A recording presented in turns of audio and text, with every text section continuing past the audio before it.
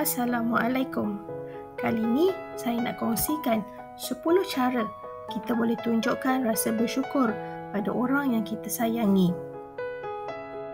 Menunjukkan rasa syukur pada orang yang disayangi dan dihargai boleh dilakukan dengan pelbagai cara, bergantung kepada kemampuan dan tahap keberanian kita. Ada yang berani mengucapkan kata syukur dengan perbuatan, ada yang melalui percakapan, dan ada juga jenis orang yang mampu mendoakan dari jauh.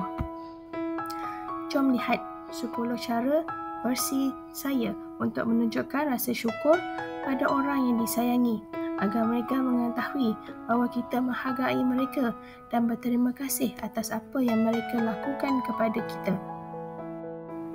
Pertama, ucapan terima kasih. Anda boleh sampaikan terima kasih penghargaan secara lisan ataupun secara bertulis. Anda boleh pilih yang mana anda rasa selesa.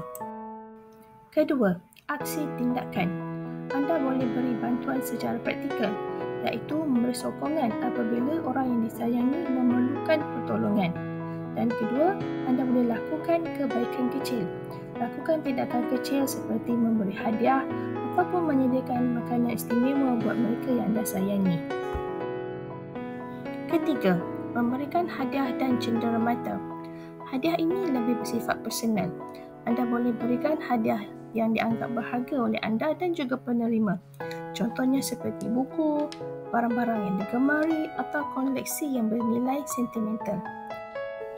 Untuk cendera hati kecil pula, anda boleh berikan hadiah-hadiah kecil seperti bunga, coklat, batu yang ada bersifat motivasi, minuman kegemaran ataukah ucapan yang simple sahaja tanpa keluarkan banyak wang.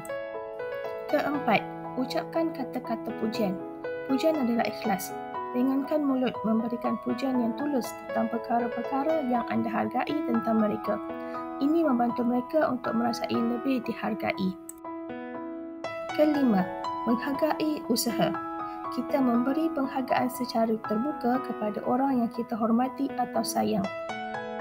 Keenam, berkongsi kebaikan atau rezeki. Tunjukkan rasa syukur dengan melakukan kebaikan kepada orang yang berbuat baik kepada kita. Sesekali kita belanja mereka makan sarapan, makan tengah hari, minum petang ataupun makan malam. Ketujuh, menulis jurnal kesyukuran. Anda boleh menulis perkara-perkara yang anda syukuri dalam jurnal tentang kebaikan, kasih sayang dan bantuan yang diberikan oleh orang sekeliling yang anda sayangi. Kelapan, menawarkan sokongan emosi. Anda boleh menjadi pendengar dan memberi sokongan juga perhatian kepada apa yang diluahkan oleh orang lain kepada anda.